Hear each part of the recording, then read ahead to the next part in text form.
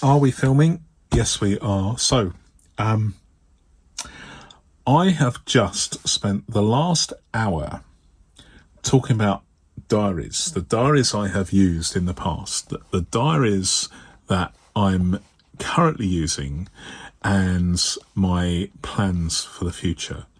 And it's a monster. It's an absolute monster of a video. But if you're interested, then sign up, become a channel member, and see what I have to say. But notwithstanding that, I want to talk about this particular diary, which I have been experimenting with over the last few days. As you know, very briefly, I've always run several diaries at the same time. I chop and change all the time. This one is a cheap one from my local grocery store, my supermarket, and I've decided to make this just a medical diary. I have recently removed this week on 2 pages diary from my EDC, my filofax Portland, and I have just stopped using it because I have decided that this is not enough space to me. Week on 2 pages, not enough space.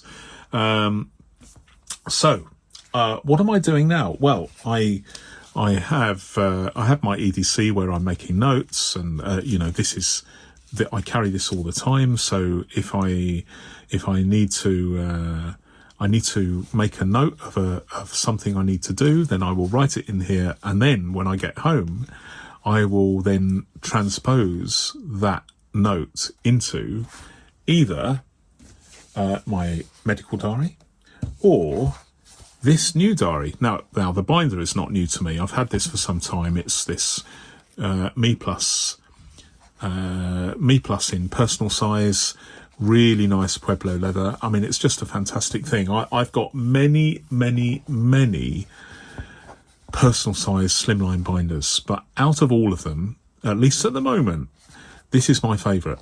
I even like it better than Plotter because the finish is better and the corners are smoothed down. That's not really an issue because I have filed down the Plotter ones, but there's no need to do any filing with the Me Plus. It just arrives nice and smooth when you buy it, which is nice. But I won't go too much about this because you know my thoughts about Me Plus. They are fantastic binders. But I have decided, at least for the moment, to experiment with, drum roll please, this layout, which is 2 pages for 1 day. So this is, as an example, Friday 26th September, but this day is as well. Let me just put that in so that just to make it clearer. Friday 26th September. So we've got a week on 2 pages. There are some pros and cons with that, but I'll deal with those in a minute. So we have week on 2 pages, and we have the page set up like this. Now I put the feelers out, and I posted on social media to ask people what they thought, and several people got back to me, and they're all very positive about this unusual layout. And this can obviously be replicated if you have a computer. In fact, one of my respondents actually created this on her computer and sent me a PDF. So there's been a lot of enthusiasm for this, and I'll just briefly explain what this is for. Now, if you've seen my videos, that I'm a favour of grids for to-dos, so that I can just put in a task. There we go. Task 1, task 2. And so, if you've done that, they're very easy to see. And when you've done the task, then you can put a line through it. If you discount the task completely, you can very, very quickly scrub it out. And if you want to highlight a task as really, really important, then there's ways and means to do it that don't require coloured pens. Although coloured pens are good, there may be times when you don't have a coloured pen. So I can see task 2. It's something I really need to do. And if you just embellish the border a little bit more, suddenly that task becomes you can see it's a top priority, rather than just you really, really need to do it. So you can do this with one pen. I typically use, although other pens are available, and I try and cut down on my use of disposable pens. So this is a Tom Studio Wren that I really, really like. But also I can use a fountain pen. This 50 GSM paper I really rate. Is not perfect for. Let's just put task 3. See, there is a bit of bleed through there, as you can see. Not too much. It's good. It's doable, but I prefer not to use fountain pen with 50 GSM paper. Let's try another one. This is Noodler's anti-feather. Let's try this. Task 4. And let's have a look. Not bad. Not bad. It's doable. This paper is not perfect. It's absolutely not perfect, but you could use a pen. So I am trying to wean myself off the use of these wonderful Pilot G2s, but it's hard. It is hard because it is a lovely. It just flows on this paper in a nicer way than using a fountain pen, in my opinion. But you get the picture. So I'm writing tasks on here, but here is space for appointments. So let's just put appointment 1 here. 1. Do we have another appointment that day? Yes. So let's put appointments 2.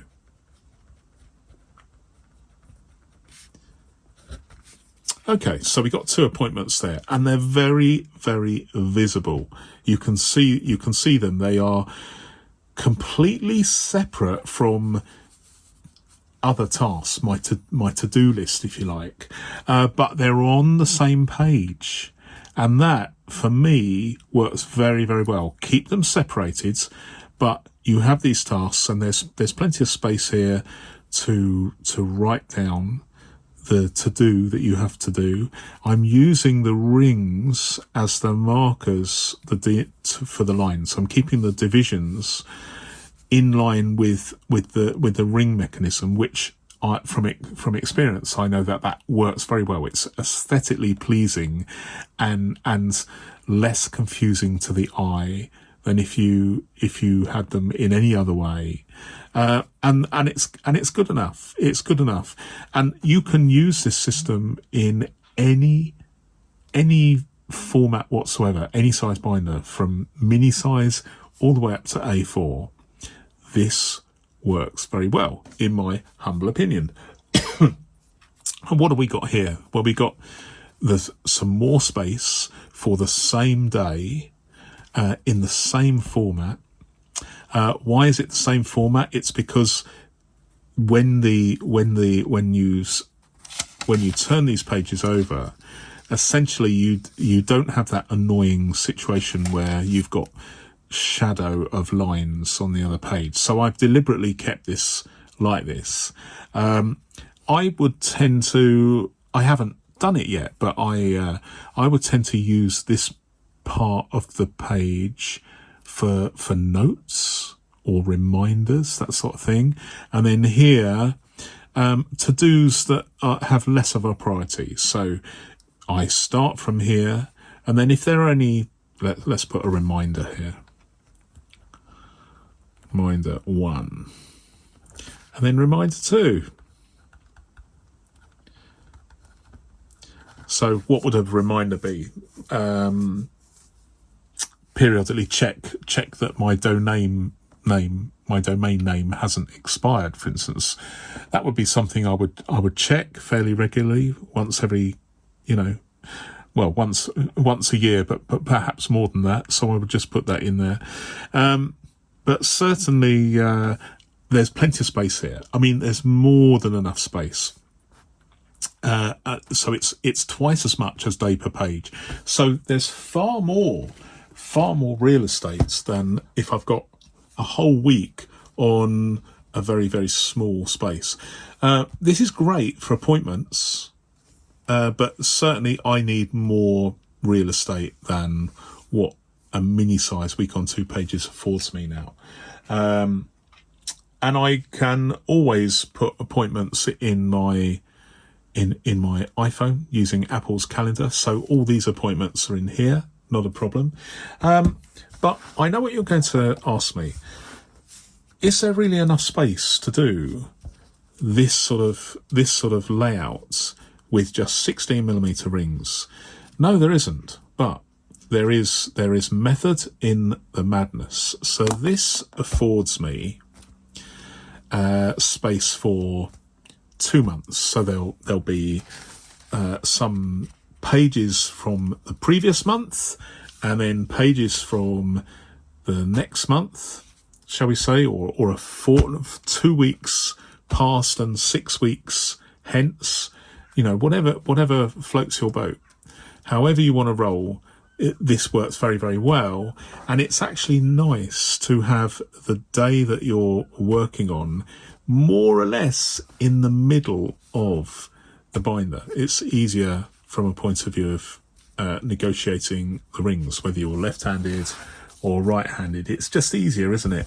And also, if you have a binder which, although this binder has absolutely perfect flatability, as we know, if you have binders from certain manufacturers, flatability leaves something to be desired. And so it really helps if you've got the weight of a certain number of pages on the left-hand side and the right-hand side. So just keep it open. You know exactly what I'm talking about. So there's where there's a will, there's a way there. But even if you have a binder with, say, 30mm rings, and you're using this very, very thin 50 GSM Clairefontaine paper, which I highly rate, I highly recommend it. You might find yourself running out of ring space, especially if you've got everything in one place. I know a lot of you like to have all your paper-based records in one binder. So you are a little bit limited, and I understand that. So what is the solution? And I believe this is an elegant solution. Well, the solution is, apart from your working, shall we say, 2 months, it might be a little bit more if you have a binder with bigger rings. But let's say you've got a month's worth here and a month's worth here, or 2 weeks here or 6 weeks here. When you get to the last recorded page, then if you have an appointment after this particular date, just add it. So you've got 7th of October here, 9th of December. I've just written this down. Okay, an appointment on 6th December. Well, I will make a note of that. And then I will use these pages at random for other things. So for instance, these are all the tasks just to remind me what I'm doing each week for, or each cycle, 4-day cycle, if I can stick to this, perhaps. So it is flexible having a number of pages at the back of your binder, maybe more if you've got more space. I'm sure I could add another 50 pages of this Clairefontaine paper to this binder, but I'm not trying to. I don't think I need to, because this is largely left in the house because I'm just carrying my EDC here. And there is a photograph of the day's to-dos on my camera, on my phone.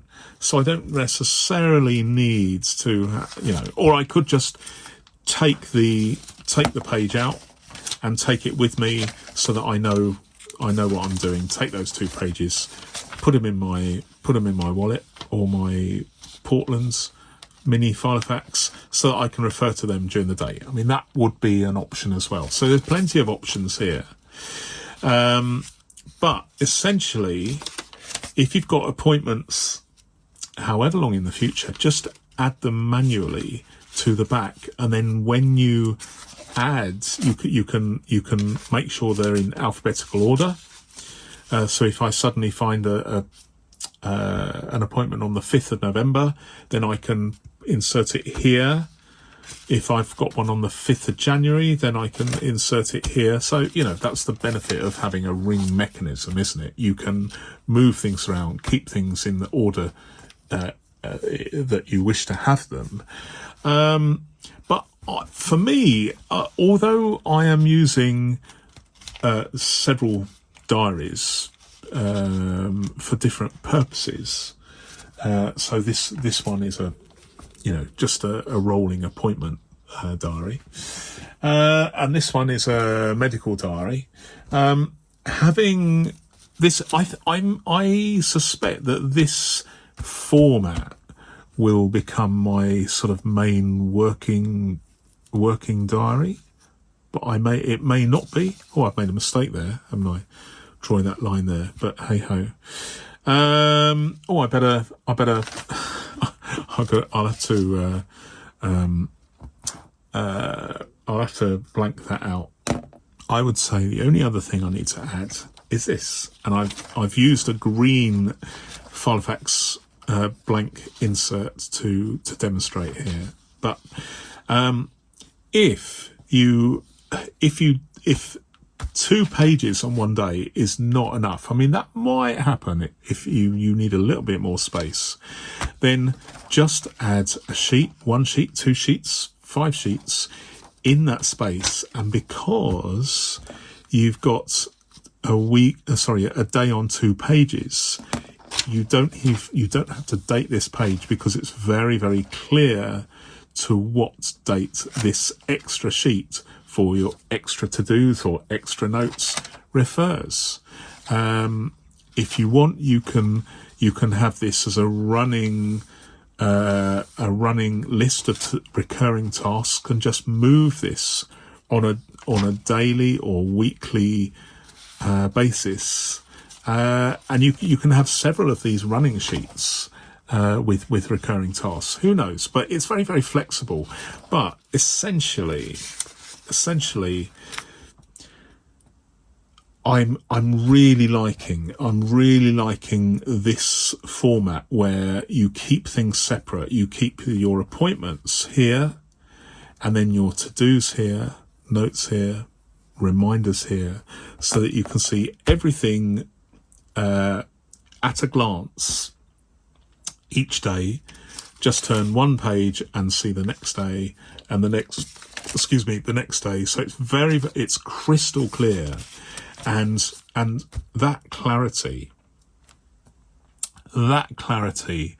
is what sets us apart. Those of us who like to and can see the benefits of paper-based productivity. This clarity sets us apart in our own minds when it comes to the overall picture of what we need to do and when. And I'm going to leave it there. As I say, if you want to see a very, very long video on this subject, then become a member, and I'll leave the link to that video here. Thank you very much for watching. Until my next video, goodbye.